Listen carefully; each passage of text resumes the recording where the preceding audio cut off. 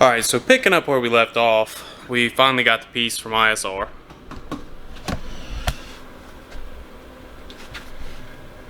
This is Dylan, by the way. He's going to be around some. Hello. And obviously a lot has happened in here since you guys have been here. So we just got the engine back from the machine shop. Got it fully rebuilt, new pistons, everything like that. And now we're going to install the rear main seal and get to building it. So I'm going to put you guys on a little time lapse.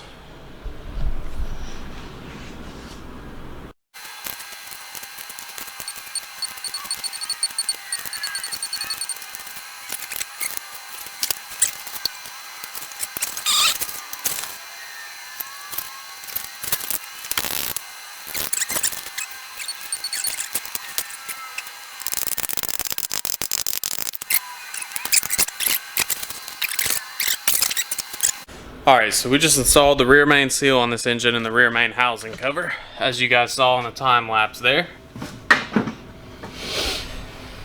And now we're going to pick the engine up and put it back on the stand and put the camshaft in. It's going to be lots of fun.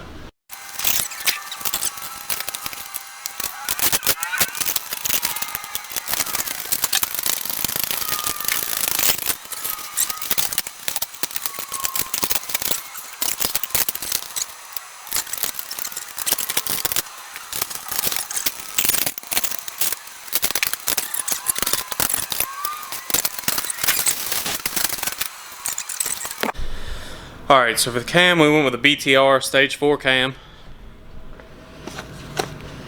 Open this up here.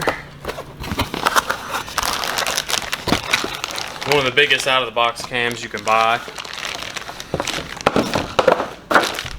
Throw that in the floor, it's fine.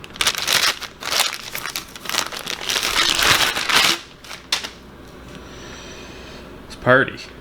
It's a unit. For sure. Alright, so we got the cam lubed up. We're going to take the cam and slide it into the block now.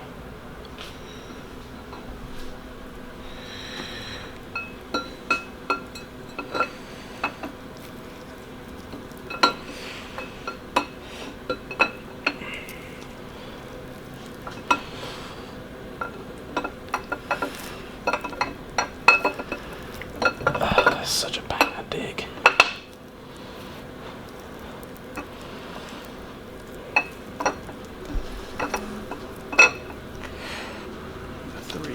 There.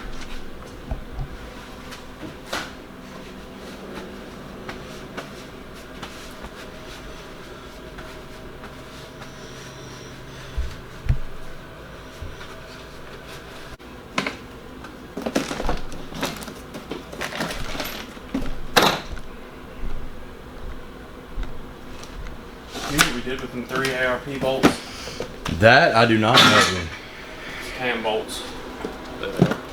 Yeah, I was about to say, bruh.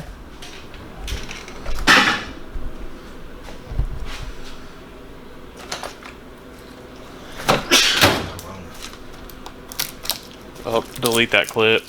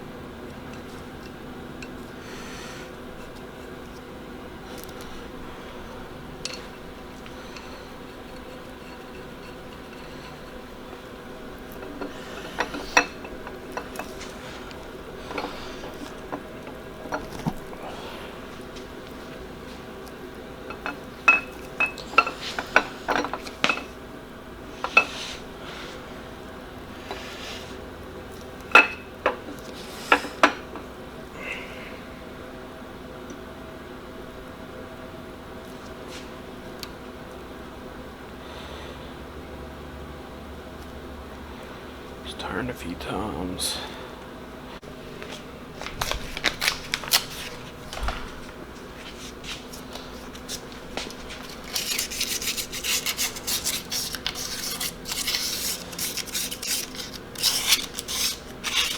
What exactly are you doing here? Cleaning off this gasket material, some 800 grit here.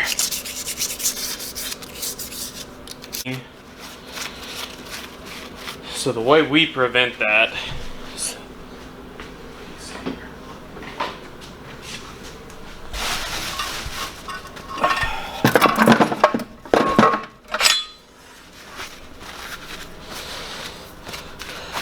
so it's this piece, it holds the cam in. Gonna go over there. Obviously I gotta take the bolts out and stuff. You see it's got a seal right here. These seals are prone to leaking, and a lot of people just buy a new one, but I've had new ones leak. Not really a fan. So what I do is clean these off with some brake clean, get them good and degreased.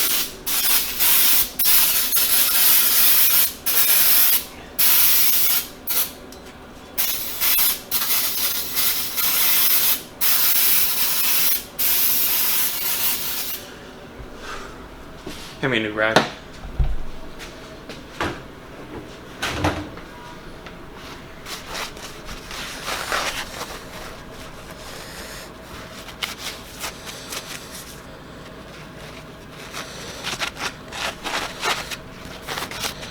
Nice and dry, see, good and degreased.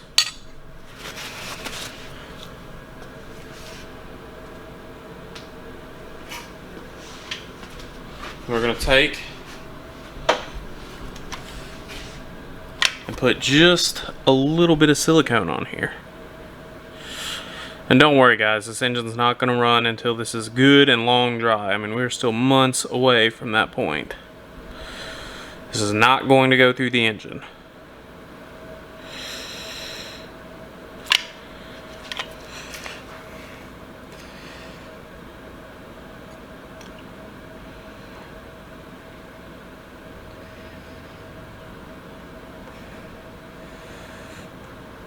Putting icing on a cake.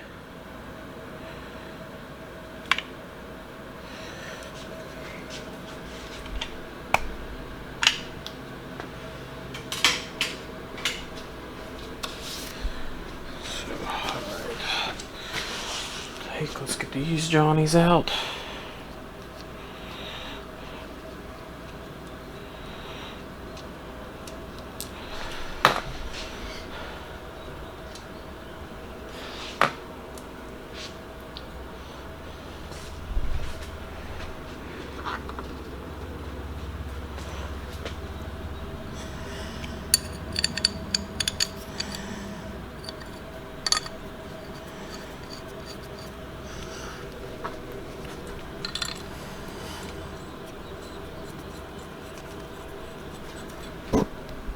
Guys, the engine has already been degreased off camera.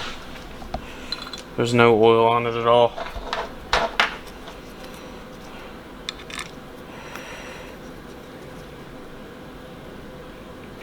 You press that in tight and run your bolts in. These bolts get torqued to 20 foot-pounds.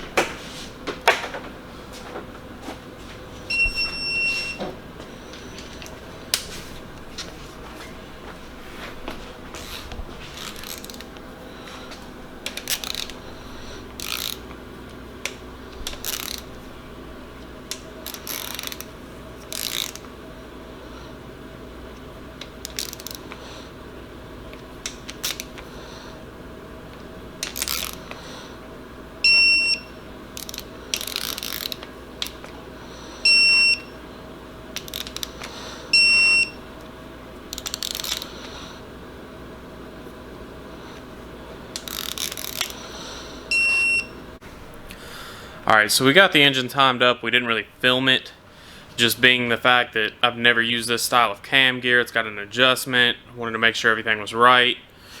but I'll turn around and show you guys. So you got this little keyway here that you turn and you line up your timing marks. And you got the timing guide here. Crank gear, obviously a crank bolt that's going to come back out. But yeah, just a little bit of an odd setup. You got a thrust bearing back here that goes behind there. But I mean, it seems to fit well. Not much play in it at all. And these timing marks are perfectly lined up here. So overall, I like it. Alright, so we got the windage tray bolted on the motor. Basically what this does, crankshaft turns, creates a lot of wind in here. So when you set your oil pan on, it doesn't splash the oil everywhere and create a bunch of resistance on your crankshaft, aka lose horsepower. Then we got our new pickup tube in, and the O-ring. We got a Melling high volume, high pressure pump in here with a Chloe's timing kit. We got all these bolts on, everything. I mean, this sucker is stout. And now we're gonna silicone these corners here and put the oil pan on so it does not leak. And just bear with us for a moment and we'll be right there. Alright, so the corner of these pans here, right here where all these mating surfaces go, you need to run a bead of silicone. I use Right Stuff, Permatex. It's the best silicone I've ever used. If you know, you know.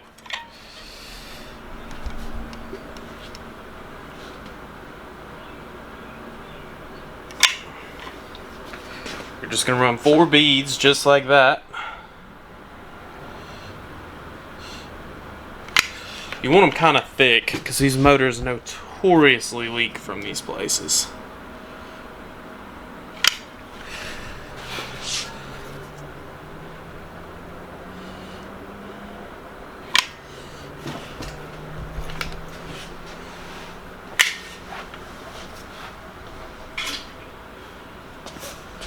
Alright, so now we're going to take our gasket.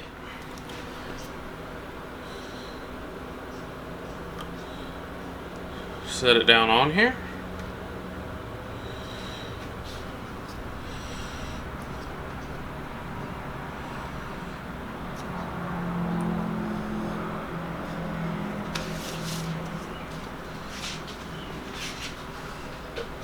What'd you do with the oil pan? There you go. And we got this Canton Racing oil pan. Can't race oil pan, got it. This changes to a front sump style oil pan here. So now we got that. I'll be right back. Gonna go get the bolts.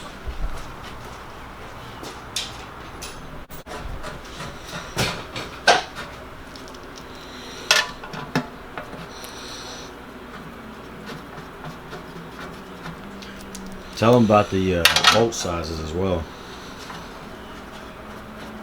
Oh yeah, so okay, these back 2 bolts right here on your traditional style LS pan comes up to about here, and the bolts are about yay long. So when you do this, you got to find a couple little 10mm bolts to have in here. They don't go very tight. I mean, these get torqued to like inch pounds, so short ones will be fine. It just goes into the rear main housing there.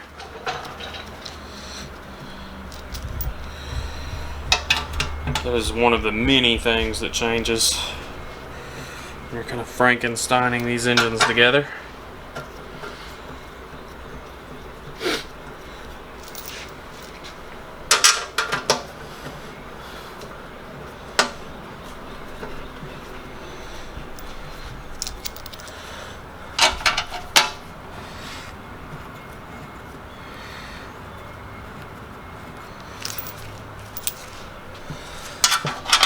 This is what makes the front sump a pain in the ass. And no, guys, I did not miss a bolt hole here. There's no thread in the aluminum block engines. I don't make the rules.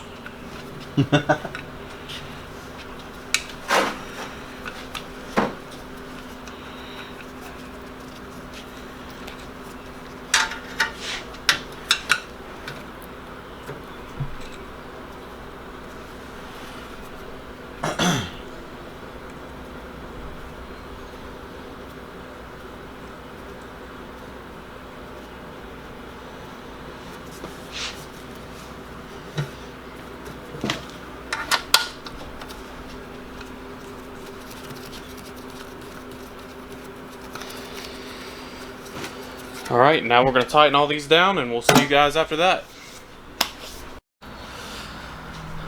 Alright guys, so we got the oil pan on. Got it on here. Front sump pan. Got the oil filter adapter here. Put -1012 or -12 AN lines here and go to a remote oil filter. All these bolts are in and tightened down. It's a pretty unit.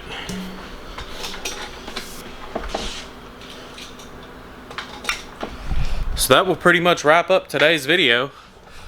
So like, comment, subscribe. Stay tuned for the next one.